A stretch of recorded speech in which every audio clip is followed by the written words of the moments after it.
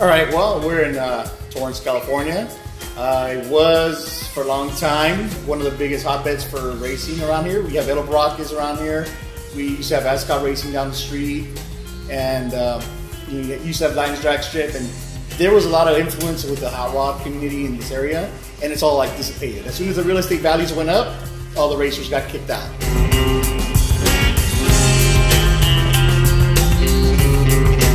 Where we come into play into this is we grew up after all that cool stuff. And we just used to hear a lot of stories about it. And when I was a kid, I used to hear the race cars at Ascot and everything else. And you know, but I never knew what it was. I just heard a lot of buzz and bees. We started the shop in 2003, more or less, because we were unemployed. And we were working out of our parents' yards back and forth. And eventually that kind of got old with them because like my mom had new concrete and we had red overspray over it. And his dad really likes his place clean, and and Jack and I met at a car show. It was me and two other of my buddies. We went to a lowrider show, you know, and three of us were white. It's kind of funny because we were into like customs and hot rods, and we were both at a lowrider car show, and it was just kind of funny because we met through a mutual acquaintance, and we kicked it off pretty well because everything was based around cars. The car club he was with, they wouldn't leave the harbor area. Like if, you know, it was 5 miles from their house, they wouldn't go too far. We weren't into the same music. We weren't into the same anything. We just liked similar cars. You know, that was our thing, and we liked to drive.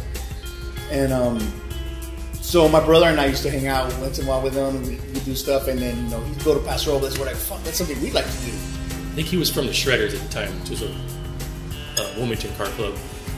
And yeah, we just met and was like, oh, you're in the same ship? Okay. And then we started doing car shows together. And I think we went to Vegas once together, and what was the other one? Bulletproof. We did a Bulletproof together. So we started working on stuff together. We eventually figured, you know, we either got to get a legit job or either find a shop or get a legit job so we can finally do something with this. And got the shop over at Gasoline Alley. The problem was, because we had no credit, they wanted the first and last plus an extra 2 months. We had no credit. We had a little bit of money saved, but you know, and the thing is, I was 26 and he was 24, and it's like whenever we went somewhere to rent something, they looked at us like, okay, so what do you have for collateral and stuff? So pretty much what happened is we got about $5,000 together, begged, borrowed, stole, and everything, and then 4 of it went to pay for first, last, and an extra month's deposit. So that was awesome. I had like Craftsman tools, like maybe a spray gun that I had just because of the other, you know, my other shop. Like we didn't have a compressor. I think we borrowed Edgar's compressor from his dad's house. The upside of this is that we were slowly creating our own customer bases because we were in the medium that we were servicing cars that were within our friends and everything else. So that worked out pretty well.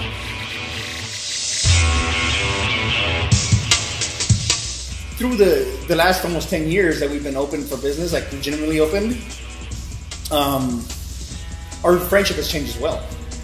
Before we used to just be very like, okay, we'd meet up and we do work on cars and then we'd go home and or we go to a car show and hang out, but it wasn't even really hanging out as much because we were burned out from working on stuff.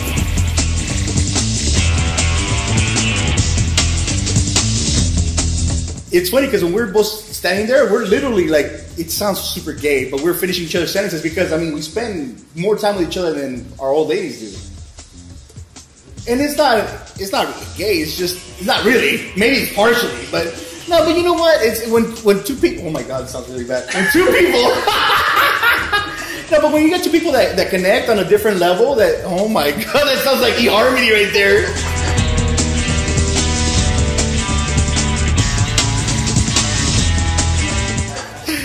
You know, but we connected on a different level, and it was cool because I get it, dude. Like, you're still stuck on the eHarmony part.